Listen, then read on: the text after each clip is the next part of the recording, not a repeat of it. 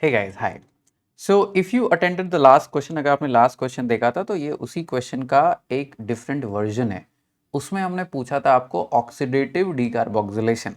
इसमें हमने पूछ लिया substrate level phosphorylation, decarboxylation, phosphorylation. ठीक है। और यहाँ पे दोनों चीज पूछा गया है, total, not net, total and distinct. इसलिए दो क्वेश्चन को साथ में कर रहे हैं। अब देखो, हम यहाँ बात करें सबस्ट्रेट लेवल फॉस्फोराइलेशन की। सो वी अंडरस्टैंड हमारी कहानी कहाँ से शुरू होगी। हमारी कहानी शुरू होगी ग्लूकोज मॉलिक्यूल से। ठीक है। अब एकदम ध्यान देना, ये थोड़ा सा ज़्यादा कंफ्यूजिंग है पिछले क्वेश्चन से। सो हमारी कहानी शुरू होती है ग्लूकोज मॉलिक्यूल से। ग्लाइकोलिसिस की बात हो रही है। Glucose molecules, glucose changes into glucose 6 phosphate, glucose 6 phosphate into fructose 6 phosphate, fructose 6 phosphate into fructose 1,6 bisphosphate। ठीक है। ग्लूकोज भी 6 कार्बन कंपाउंड, फ्रक्टोज 1,6 बिसफॉस्फेट भी 6 कार्बन कंपाउंड। यहां तक सब चंगा सी। अब fructose 1,6 bisphosphate changes into dihydroxy acetone phosphate, DHAP, 3 carbon compound, and glyceraldehyde 3 phosphate, another 3 carbon compound. यहां पे ध्यान देना बेटा, एक 6 कार्बन मॉलिक्यूल 2-3 कार्बन मॉलिक्यूल में टूट गया। ओके, कोई बात नहीं, अच्छी बात है। अब DHAP सारा का सारा कन्वर्ट हो जाता है G3P में। क्लियर है। सो G3P के आगे की जितनी भी कहानी है that will happen twice. Agreed. क्यों? क्योंकि मेरे पास 2 मॉलिक्यूल ऑफ G3P बन जाएंगे। So यहां से whatever happens after this, I will multiply that by 2. Clear है। अब G3P changes into 1,3 bisphosphoglycerate, BPG। ये भी 3 कार्बन कंपाउंड है।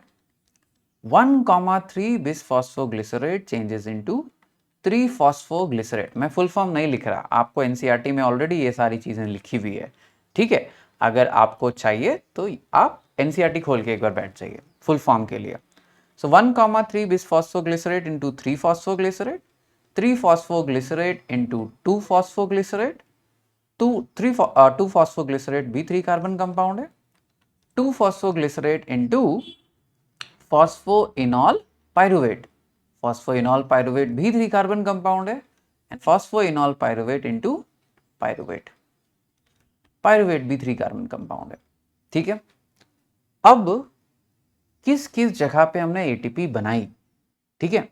सो जब 1,3 बिसफॉस्फोग्लिसरेट लिखा, इसका क्या मतलब था, 1,3 फर्स्ट कार्बन थर्ड कार्बन पे एक एक फॉस्फेट है, बिस मतलब 2, 2 फॉस्फेट। सो 1,3 बिसफॉस्फोग्लिसरेट के पास 2 कार्बन था, बट 3 फॉस्फोग्लिसरेट के पास थर्ड कार्बन पे एक फॉस्फेट है, थर्ड कार्बन पे एक फॉस्फेट। यानी that means 1 ATP is formed right here, 1 ATP is formed right here। और ये ATP का फॉस्फेट कहां से आया? आपको भी पता है that we convert ADP, adenosine diphosphate, into triphosphate. एक एक्स्ट्रा फॉस्फेट हमने कहां से दिया? ये जो फर्स्ट कार्बन पे जो फॉस्फेट था ना, वही फर्स्ट कार्बन का फॉस्फेट उड़कर वहां गया और हमारे पास एक ATP आ गया। इसी को बोलते हैं substrate level phosphorylation. That means I added a phosphate to the ADP to make ATP, ADP diphosphate 2 phosphate, ATP triphosphate 3 phosphate. ये जो एक्स्ट्रा फॉस्फेट आया कहां से आया? 1,3 बिसफॉस्फोग्लिसरेट से आया। अब 3 PGA to 2 PGA, phosphate is there, 2 PGA to PEP, phosphate is already there। But phosphoenol pyruvate से जब हमने एक और ATP बनाया, once again we had taken 1 ADP and phosphoenol pyruvate का जो फॉस्फेट था वो इधर आया था और बना लिया ATP। तो अभी हमें क्या दिख रहा है? 2 फॉस्फेट फॉस्फोराइलेशंस हमें क्या दिखा, दो substrate level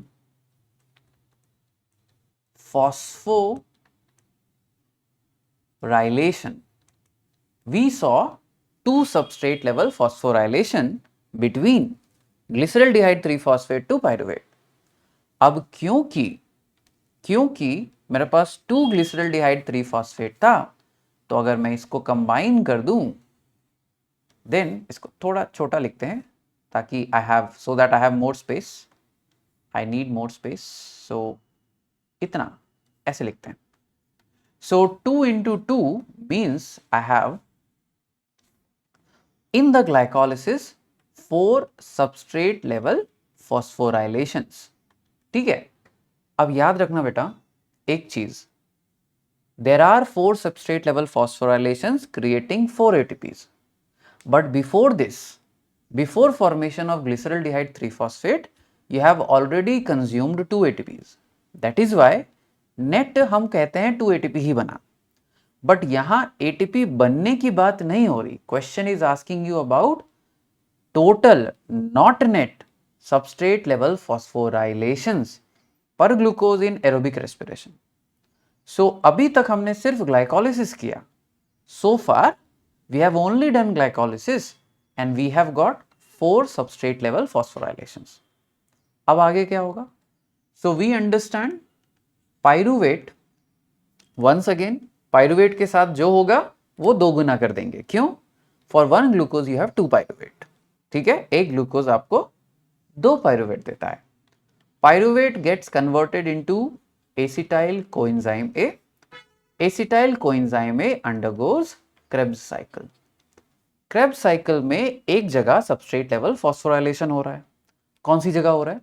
So we understand जब हम सक्सिनाइल कोएंजाइम A को सक्सिनेट में कन्वर्ट कर रहे हैं, when we are converting succinyl coenzyme A to succinate, then what happens, हम इस समय एक इनऑर्गेनिक फॉस्फेट लेते हैं. इनऑर्गेनिक फॉस्फेट का मतलब phosphate with some part of water molecule. ठीक है, HPO4 2- और something, don't worry. Inorganic phosphate मतलब फॉस्फेट. ठीक है, अब सक्सिनाइल कोएंजाइम ए में सक्सिनेट और सक्सिनाइल ग्रुप और कोएंजाइम ए के बीच में एक हाई एनर्जी बॉन्ड थी. उस हाई एनर्जी बॉन्ड को हमने तोड़ा और फॉस्फेट को टेम्पोररली सक्सिनाइल ग्रुप के साथ जोड़ दिया. और जब ये सक्सिनाइल ग्रुप सक्सिनेट बनाया, तो एट द सेम टाइम एक 1-ADP को 1-ATP में कन्वर्ट कर दिया. ठीक है, 1-ADP को ATP में कन्वर्ट कर दिया. ये सेम फॉस्फेट जो आया था, ये फॉस्फेट यहां आके चिपक गया. ठीक है, this is another example of substrate level phosphorylation. क्यों? क्योंकि मैंने पहले फॉस्फेट को सक्सिनाइल के साथ जोड़ा था और उसी फॉस्फेट को ADP के साथ जोड़ के ATP बना लिया. So this is once again 1 more SLP. अब क्योंकि मेरा पायरुवेट 2 है, तो this will also be multiplied by 2 and that will give me 2 SLP here. And अगर आप 4 और 2 को ऐड करोगे, 6 substrate level phosphorylations होंगे. अब एक चीज ध्यान रखना, you have to remember one thing, that in case of plants you make ATP, in case of animals and bacteria you make GTP. Totally fine, not our problem. Why? GTP बनाओ, ATP बनाओ, you are doing substrate level phosphorylations. So how many total substrate level phosphorylations will happen per glucose? Answer will be 6.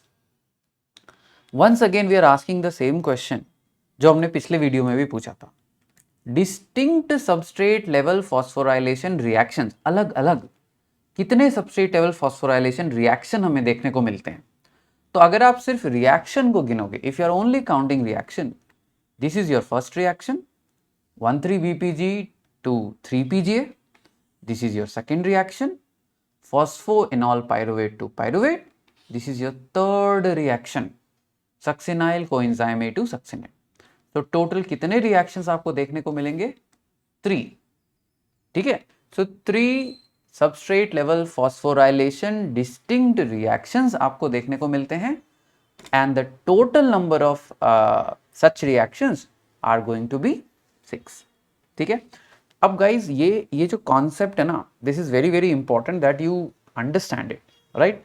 This is where NCERT mapped comes and helps you, because आपको ये चीजें वहां पे दिखाई गई कि हमने डीकार्बोक्सिलेशन बोला तो क्यों बोला, फॉस्फोराइलेशन बोला तो क्यों बोला, सबस्ट्रेट लेवल फॉस्फोराइलेशन बोला तो क्यों बोला, कौन से सबस्ट्रेट ने कहां से कंट्रीब्यूट किया. All of this is explained very well in visually attractive format in the book. So feel free to purchase the book from Amazon or shantasonasingh.com. It will be soon available, and I think it is already available on Flipkart too. Take care. Bye bye.